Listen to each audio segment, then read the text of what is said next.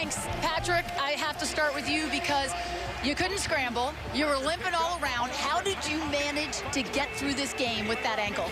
Yeah, I mean, it's a credit to the guys around me. The offensive line kept me clean in the pocket, knowing that I couldn't move, and guys made plays around me. And that's what a great team does, is when somebody gets a little banged up, everybody around them steps up. I was watching you on the sidelines. You clearly did not want to come out of the game. You did not want to go in the locker room in the second quarter. What happened there? Yeah, I did not want to go, and they kind of gave me the ultimatum of I wasn't going back in unless I went in there. So they're trying to take care of me. We got a lot of great people over here, but it's going to take a lot to keep me out of a football game. Do you know exactly what the injury is? You said you took x-rays. They were negative. Yeah, x-rays were negative. They haven't diagnosed anything yet, but I'll be good to go. All right, I have to ask you, so when you see him get injured, what goes through your mind? I mean, you don't want to go down the terrain and thinking the worst, but you automatically do. He's our fearless leader. We goes, he goes, and even when he had to step out, he was still on that sideline making sure we were good and making sure we were locked in, and that's why he's the ultimate competitor. Even when he's down, he's still not out.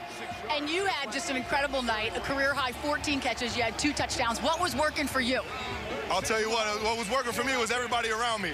We got the ultimate team right now. We're playing great ball on all 3 phases.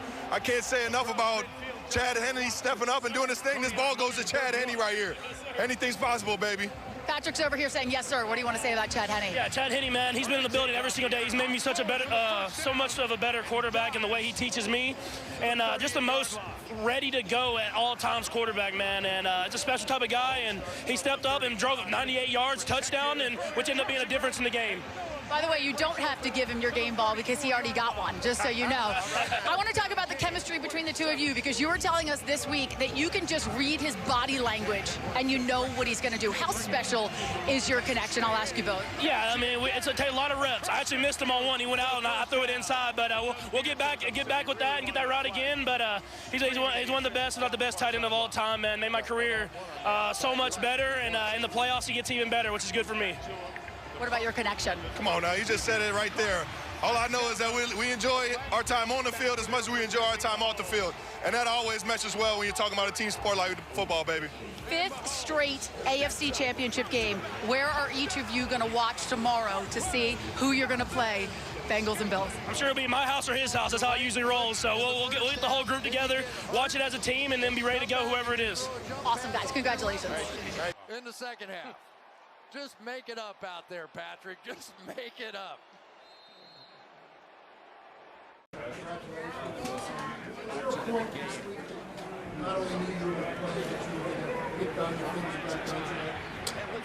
I didn't expect to be able to run very much, just from the way it felt, but the training staff, Julie, did a great job of getting me enough range and mobility that I was able to protect myself. And at the end of the game there, I had to run to get the first down, and it got us into field goal range. So credit to them, and then just trying to stay on it. And we have 2 more weeks, so we got to keep doing it. And he goes to the other receiver they picked up. Yeah, I tried to a couple times in the game where I was trying to get through spots that I usually could get through, and you could see that I didn't have that burst that I usually have. So I got the ball in my hands quickly. I think you saw that. I threw probably a few more checkdowns than I usually would throw, and relied on my teammates to make the plays happen, and that's what they did. Patrick, there were a couple of weekends, Patrick, when you on the play you're running left with the third down pass from the pole. Yeah, it was. I think y'all saw it. I said the stopping was going to be the hardest part, and obviously throwing it across your body, you to plant that right leg and twist across the throw. So I definitely didn't feel good. I think the worst one was when I fumbled. I tried to pick it up, and that was probably the worst tweak that I had during the game. But like I said, they got me close as they could to 100%, and then I just battled through, and I'll have a few more weeks to get it ready. That fumble, you just kind of lost the handle. Yeah, it wasn't. I was thinking that it was wide open. I was going to throw it to Marquez. They blitzed, and so he was going to be wide open, and just slipped right out of my hand. And obviously, I tried to pick it up, and I wasn't able to do that. So luckily, it didn't cost us the game because it was a big moment in the game, and our defense stepped up and got some stops for us there at the end. Patrick, you guys are really good at putting the trash talking back to the podium.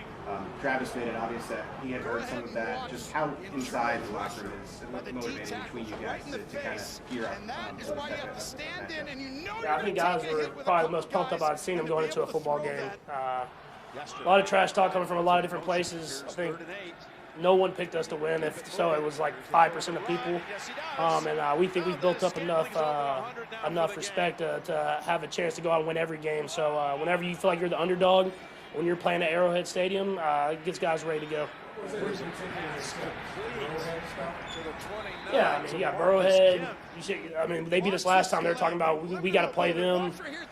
There's a lot of stuff. I mean, the mayor came at me, man. I mean, I understand he's the mayor of Cincinnati, so he has to think about something. But it's something that you just got to play the football game and then let your play do the talking.